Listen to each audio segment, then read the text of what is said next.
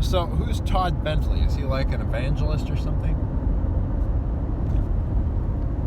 I mean, don't get me wrong. I'm happy to see that somebody in the universal, mystical American Christian church has decided finally that it's a good idea to hold someone else accountable for their Christian witness outside of their individual body of Christ. Just like the Puritans would have done, as they kind of evicted the bad guys to Rhode Island back in the day. And this is a good thing, because you want accountability amongst members of the American church, because we are one American church following Christ. It's upon Christ that America was founded. If we can't hold each other accountable because we're more interested in running churches like individual for-profit, even not for-profit isn't a bad thing, but money-first business empires, it doesn't work that way. It never has worked that way. It never will work that way. That's one of the reasons the church today in America is ineffective.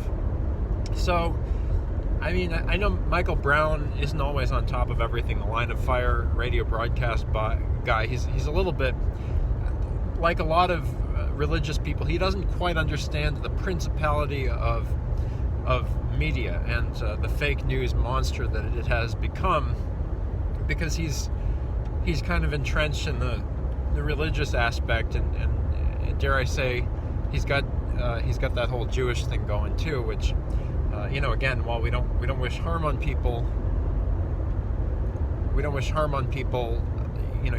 there is no salvation outside of Christ. And so just because Islam is more evil than the strain of Judaism which rejects Christ, doesn't mean that it's okay to reject Christ.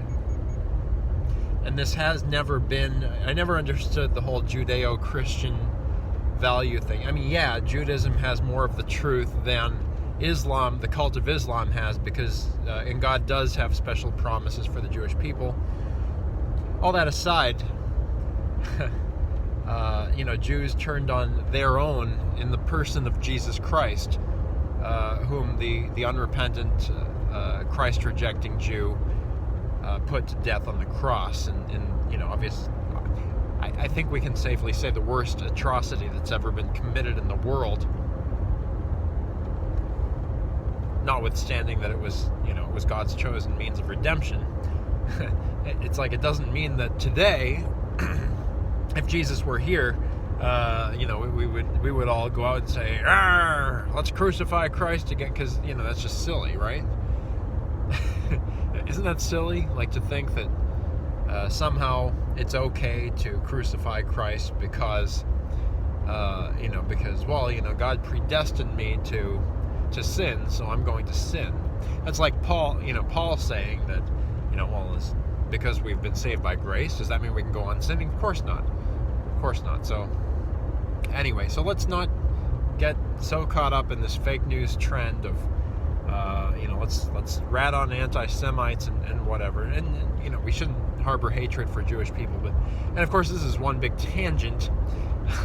So that's all one big qualifier to say really what I intended to say in this post, which is good on Michael Brown for holding, I don't know if he's a reverend, but he is a televangelist of sorts. And usually when I say televangelist, it's a bad thing, because anything is bad.